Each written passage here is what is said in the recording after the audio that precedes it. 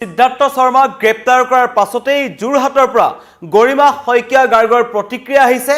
তেওঁ কৈছে আমি ন্যায় পাম, আইনী ব্যৱস্থাৰ ওপৰত আমাৰ আশ্বাস আছে আৰু কৈছে ফাষ্ট ট্ৰেক আদালতৰ জৰিয়তে সমগ্ৰ ঘটনাৰ তদন্ত হওক যাতে দোষীয়ে কঠোৰ শাস্তি পাওক।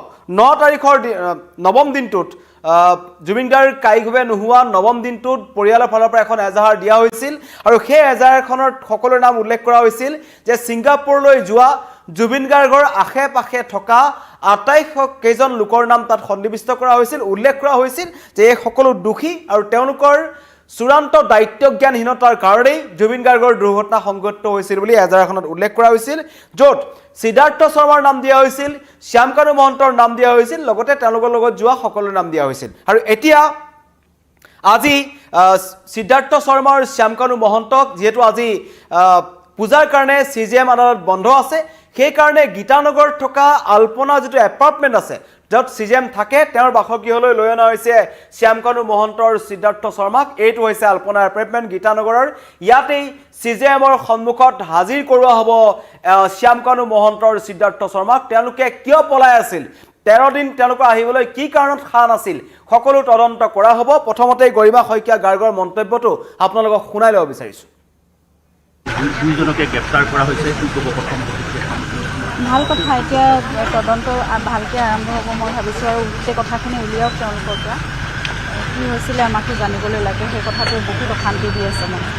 গতিকে কি হৈছিলে তেওঁলোকে কি কয় সেইখিনি চাওক আৰু আইনে নিজৰ কথাত নিজে মই ভাবোঁ উচিত তদন্ত কৰিব আৰু আমি ন্যায় পাম সেইটো সোনকালে। প্ৰতিগৰাকী অসমীয়াই এই দুজনক গ্ৰেপ্তাৰ কৰাৰ দাবী উঠি আছিলে আৰু আজি আদ্য স্বাৰ্থৰ দিনটোত আচলতে তেওঁলোকক গ্ৰেপ্তাৰ কৰিছে। এইটো অসমবাসীৰ বাবে এটা প্ৰত্যেকে বিচাৰি থকা এটা খবৰ আৰু বাকীসকলকো গ্ৰেপ্তাৰ কৰিব লাগে বা যি ন্যায় আচলতে আন্দোলন চলি আছে সকলোৱে সেই কথাই কৈছোঁ মই। অতি শীঘ্ৰেই আমি যিহেতু ফাষ্ট ট্ৰেক ইনভেষ্টিগেশ্যন বিচাৰিছোঁ, গতিকে তদন্ত আৰম্ভ কৰিছে, আৰক্ষীয়ে নিজৰ মতে কাম কৰিছে। ন্যায় ব্যৱস্থা মই ভাবিছোঁ সেই ইমান সবল ব্যৱস্থা আছে আমাৰ ভাৰতত, গতিকে আমি সোনকালে ন্যায় পাম। উচিত তদন্ত হওক, তেওঁলোকে নিজৰ মতে কাম কৰক, আমি মাত্ৰ সকলোৱে সহযোগিতা কৰিব লাগে। मैम, 2 लोगों को गिरफ्तार और आज लाखों फैंस भी यहाँ पे आ रहे हैं।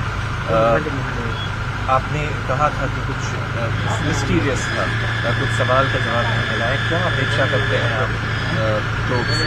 अभी इन लोगों से पूछताछ करके सब कुछ निकालना चाहिए एक्चुअली क्या हुआ था। We have to know that and that's the investigation is on, so law will take its own way and it will proceed that way, so we all should cooperate.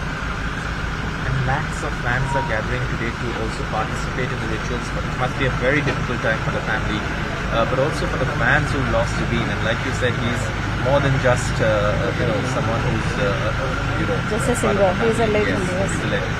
Yes, everyone has come to pay a tribute to him, show their love, shower their blessings for his journey to the other world. So we all will pray together. Keep your faith in our legal system, so we will get the justice very soon. That's my faith also. এয়া হৈছে গীতানগৰ দৃশ্য, যিটো আলপনা apartment আছে। ইয়াতে CJM থাকে আৰু CJMৰ সন্মুখত সিদ্ধাৰ্থ শৰ্মা আৰু শ্যামকানু মহন্তক হাজিৰ কৰা হৈছে। কটকটীয়া নিৰাপত্তা বেষ্টনী গঢ়ি তোলা হৈছে, যিটো মানুহ যথেষ্ট খঙত আছে, ক্ষোভত আছে, মন্তব্য কৰি আছে। মই ইয়াৰ আগৰ যোনটো লাইভ দিছিলোঁ তাত মানুহে এটা কথা কৈছে যে কঠোৰৰ পৰা কঠোৰ শাস্তি হওক। এনেকুৱা নহয় যে তদন্ত হ'ল, তেওঁলোকক ধৰি আনিলে তাৰপিছত কোনো ধৰণৰ পিছত তদন্ত প্ৰক্ৰিয়া লেহেমীয়া হ'ব, এনেকুৱা নহয়। ফাষ্ট ট্ৰেক আদালতৰ জৰিয়তে তদন্ত বিচাৰিছে। কঠোৰ তদন্ত হ'ব লাগিব, কঠোৰ শাস্তি হ'ব লাগিব, যাতে কোনো সাৰি যাব নোৱাৰে। আৰু ইতিমধ্যেই কাৰণ তেওঁলোকৰ যিটো পলায়ন কৰিলে, তেওঁলোকে যিধৰণে পলায়ন কৰিলে তাৰ পৰা প্ৰমাণ হয় যে তাত দুখ আছে। আৰু কালি সন্দীপন গাৰ্গে যি মন্তব্য কৰিছিল যে ময়ো দাদাৰ ন্যায় বিচাৰিছোঁ, দাদাৰ লগত হোৱা গাফিলতিৰ কাৰণে ন্যায় বিচাৰিছোঁ, এই যি মন্তব্য কৰিলে মানে তাত তদন্তত গাফিলতি হৈছিল, কাৰোবাৰ চূড়ান্ত অৱহেলাৰ কাৰণে আমি আমাৰ জুবিন গাৰ্গক হেৰুৱাব লগা হ'ল, এই ধৰণৰ মন্তব্য কিন্তু কালি সন্দীপন গাৰ্গেও কৰিছে, যিজন জুবিন গাৰ্গৰ একেবাৰে কাষতে আছিল। আৰু এতিয়া চুচৰাই অনা হৈছে। হৰমিত সিঙে যিটো মন্তব্য কৰিছিল যে অসম আৰক্ষীয়ে চুচৰাই আনিব শ্যামকানু মহন্তক, কোনো ধৰণৰ সাংস্কৃতিক কৰ্মী হওক, যুৱ উদ্যোগী হওক, তেওঁ যিবোৰ তেওঁৰ নামৰ আগত তেওঁ নিজে সংলগ্ন কৰিছিল, আচলতে এইবোৰ সকলো নিজকে যুৱ উদ্যোগী বুলি তেওঁ পৰিচয় দিছিল, নিজকে সাংস্কৃতিক কৰ্মী হিচাপে পৰিচয় দিছিল। কিন্তু এজন সাংস্কৃতিক কৰ্মীৰ ঘৰ দেখিলে সকলোৰে চকু কপালত উঠিব। এইবোৰ হৈছে শ্যামকানু মহন্তৰ লুটি পুতি খালে সমগ্ৰ অসমখন। এই যি নৰ্থ ইষ্ট ফেষ্টিভেল, এই যি ৰঙালী ফেষ্টিভেল, সকলো ফেষ্টিভেলৰ নামত চূড়ান্ত এটা অপ্ৰীতিকৰ পৰিস্থিতিৰ সৃষ্টি কৰা কিছুমান ফেষ্টিভেল তেওঁ পাতিলে। এই ৰঙালী ফেষ্টিভেল আৰু নৰ্থ ইষ্ট ফেষ্টিভেল এনেকুৱা এখন ফেষ্টিভেল য'ত মুকলিমূৰীয়াকৈ সুৰাৰ আড্ডা বহিছিল আৰু জুবিন গাৰ্গ নোযোৱাকৈ তাত মানুহ গোটাবৰ কাৰণে জুবিন গাৰ্গক এজনে ব্যৱহাৰ কৰিছিল, যিটো কথা নিজেই তেখেতৰ ভতিজে স্পষ্টভাৱে কৈছিল যে জুবিন মোৰ কাৰণে পণ্য সামগ্ৰী বুলি শ্যামকানু মহন্তই নিজৰ ঘৰৰ ভিতৰত থকা মজিয়াত এই কথা তেওঁ বহি থকা অৱস্থাত তেওঁ কৈছিল যে জুবিন মোৰ কাৰণে পণ্য সামগ্ৰী, আৰু সেই পণ্য সামগ্ৰীখিনি ব্যৱহাৰ কৰি ছিংগাপুৰত মাৰি এতিয়া 13 দিন পলাই থাকি অৱশেষত দিল্লীত আহি গ্ৰেপ্তাৰ হৈছে শ্যামকানু মহন্ত, চুচৰাই অনা হৈছে অসমলৈ। ৰিজু ৰাভাই লিখিছে উই ৱান্ট জাষ্টিছ। আপোনালোকে মন্তব্য দিব পাৰে যে শ্যামকানু মহন্ত আৰু সিদ্ধাৰ্থ শৰ্মাৰ কেনেকুৱা ধৰণৰ শাস্তি আপোনালোকে বিচাৰে। গৰিমা শইকীয়া গাৰ্গে ইতিমধ্যে কৈছে ফাষ্ট ট্ৰেক আদালতৰ জৰিয়তে তেওঁ তদন্ত বিচাৰে, তদন্ত হ'ব লাগিব আৰু তদন্ত প্ৰক্ৰিয়া লেহেমীয়া হ'ব নালাগিব। এয়া দৃশ্যাংশ দেখুৱাই আছোঁ চিজেম গীতানগৰৰ দৃশ্য এইবোৰ।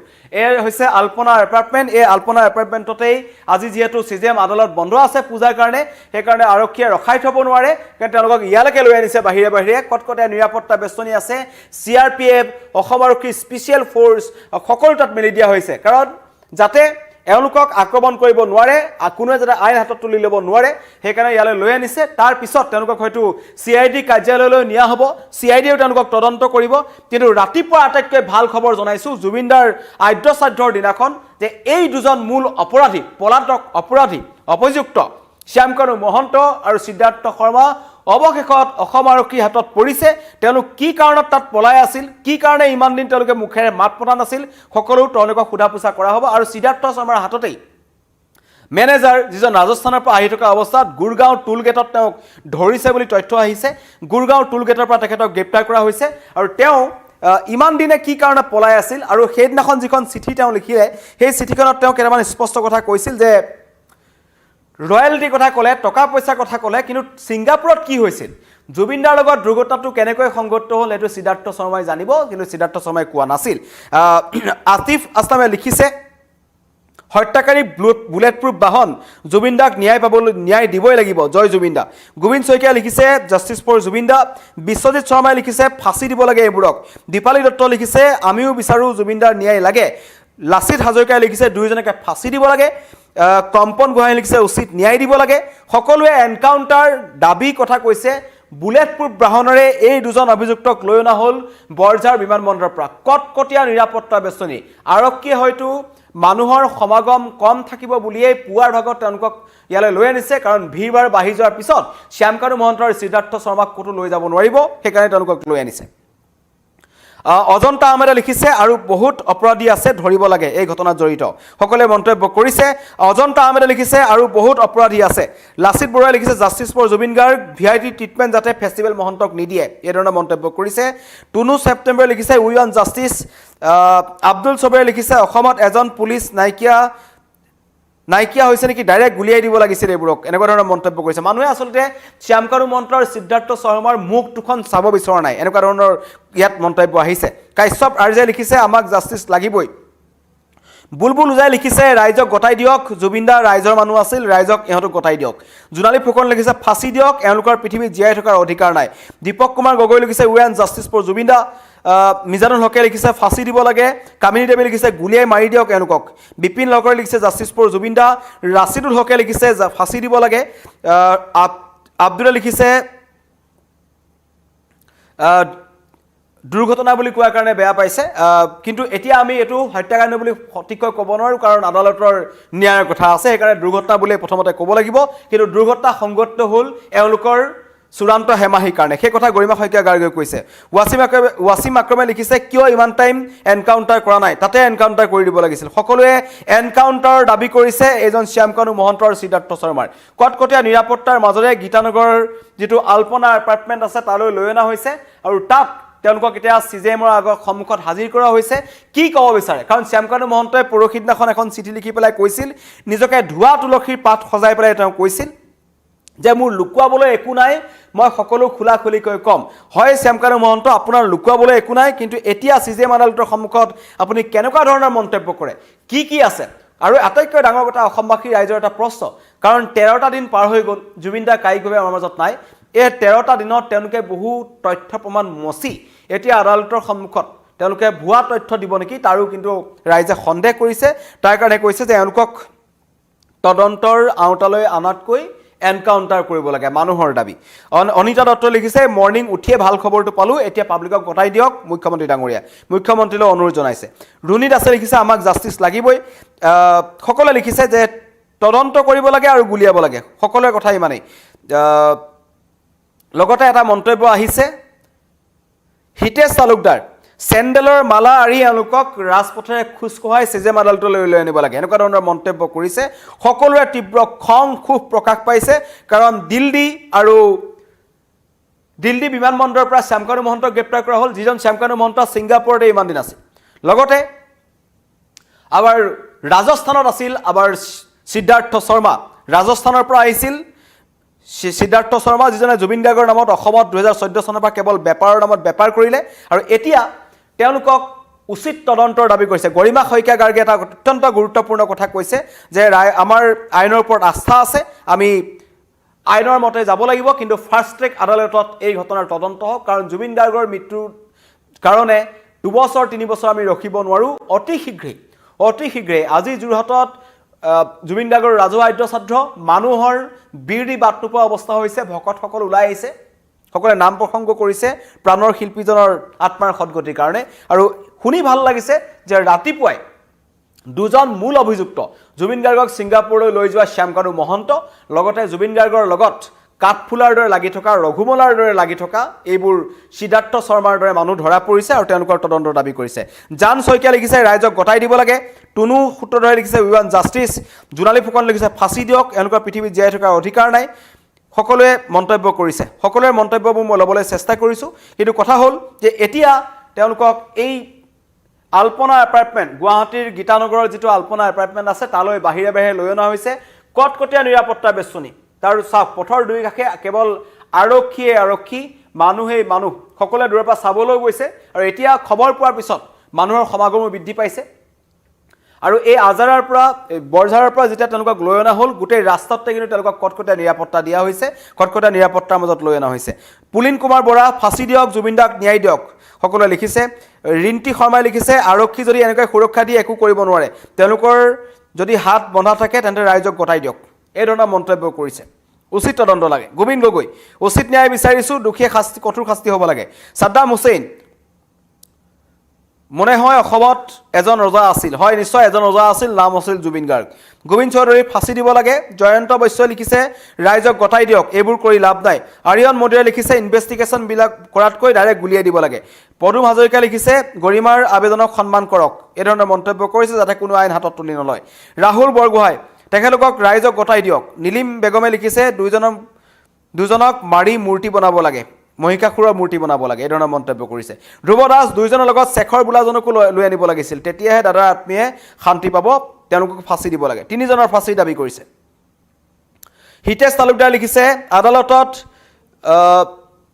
নিৰপৰাধী হ'লেও ৰাইজৰ আদালতত কিন্তু ৰেহাই নাপাব এই ধৰণৰ মন্তব্য কৰিছে ৰাইজে নিজৰ শাস্তি দিব বুলি মন্তব্য কৰিছে মহম্মদ ৰনি উচিত শাস্তি দিব লাগে ইহঁতক মুখ্যমন্ত্ৰীৰ আহ্বানক সন্মান জনাইছোঁ সকলোৱে লিখিছে দিগন্ত হাজৰিকা লিখিছে যিমানখিনি যাৱতীয় সোধা পোছা কৰক তাৰপিছত ৰাইজক গতাই দিয়ক কথা ইমানেই ৰাফিজুল ৰহমান লিখিছে আচল প্ৰিন্সিপালক ধৰিব লাগে সকলোৱে এজন মেঘনা বৰুৱাই লিখিছে Z+ ছিকিউৰিটি কি কাৰণত দিয়া হৈছে ইমান ভয় নাই চৰকাৰ ৰাইজলৈ এই ধৰণৰ মন্তব্য কৰিছে সকলোৰে খং ক্ষোভ কাৰণ শ্যামকানু মহন্তহঁতক কটকটীয়া নিৰাপত্তাৰ মাজৰে লৈ অনা হৈছে ৰাইজৰ দাবী যে তেওঁলোকক ৰাইজক গতাই দিব লাগে কিন্তু গৰিমা শইকীয়া গাৰ্গৰ মন্তব্য আহিলে গৰিমা শইকীয়া গাৰ্গে কৈছে যে আমাক ন্যায় লাগে আৰু আমি ন্যায় পাম বুলি আশাবাদী ফাৰ্ষ্ট ট্ৰেক আদালতৰ জৰিয়তে গৰিমা শইকীয়া গাৰ্গে সমগ্ৰ ঘটনাৰ তদন্ত বিচাৰিছে আৰু তদন্তৰ অন্তত সকলোৱে এটা কথা ক'ব বিচাৰিছে যে ফাঁচি লাগে এনকাউণ্টাৰ লাগে ৰাতি ঘূৰাবলৈ লৈ যাব লাগে এই ধৰণৰ মন্তব্য কৰিছে আৰু কটকটীয়া নিৰাপত্তাৰ মাজত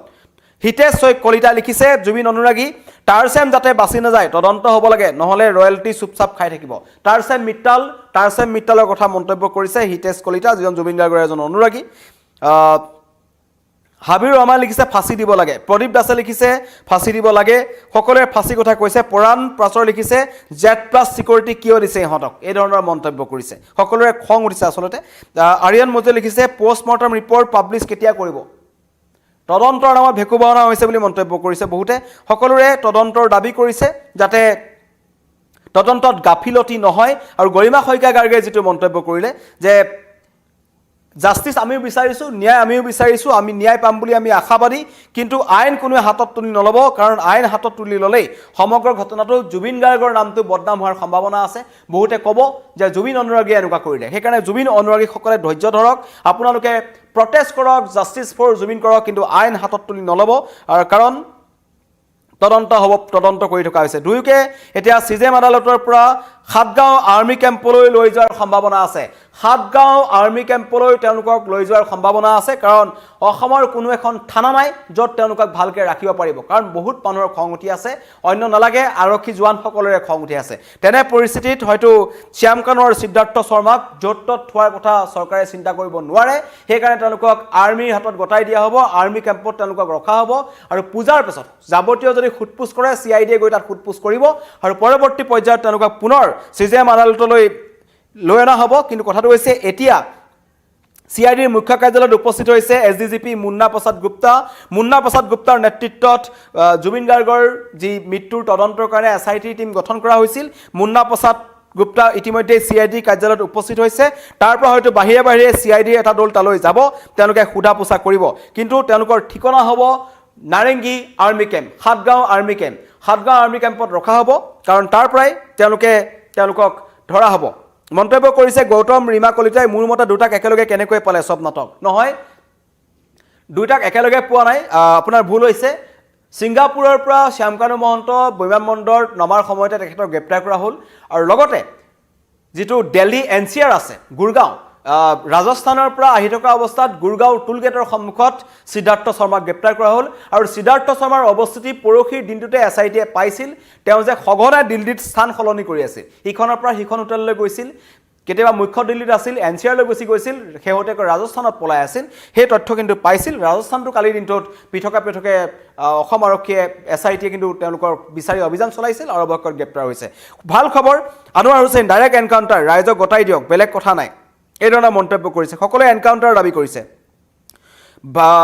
ভাবেৰ নাৱকে লিখিছে অসম চৰকাৰে যে অপৰাধীক ইমান নিৰাপত্তা দি অনাৰ কাৰণ কি এজনে লিখিছে মফিদুল আলিয়ে লিখিছে যে ছাগলী চুৰ আৰু ড্ৰাগছ বেপাৰী যে গুলিয়াই থাকে ইমান ডাঙৰ অপৰাধীক কিয় কাৰণে গুলিয়াই দিয়া নাই এই ধৰণৰ মন্তব্য কৰিছে চৌদিশে খং খুব প্ৰকাশ পাইছে কিন্তু এই দুজনক এতিয়া সাতগাঁও আৰ্মি কেম্পলৈ লৈ যোৱা হ'ব আৰ্মি কেম্পতে তেওঁলোকক ৰখা হ'ব গৰিমা শইকীয়া গাৰ্গৰ প্ৰতিক্ৰিয়া আপোনালোকক শুনালো যোৰহাটৰ পৰা মন্তব্য আহিছে কাৰণ যোৰহাটত আজি জুবিন গাৰ্গৰ ৰাজহুৱা আদ্য ছাত্ৰ তাৰ পৰাই মন্তব্য কৰিলে গৰিমা শইকীয়া গাৰ্গে যে ন্যায় আমি পাম আইনৰ ওপৰত আমাৰ আস্থা আছে কোনোৱে হাতত তুলি ল'ব নালাগে আৰু ফাষ্ট ট্ৰেক আদালতৰ জৰিয়তে সমগ্ৰ ঘটনাৰ তদন্ত বিচাৰিছে গৰিমা শইকীয়া গাৰ্গে ধন্যবাদ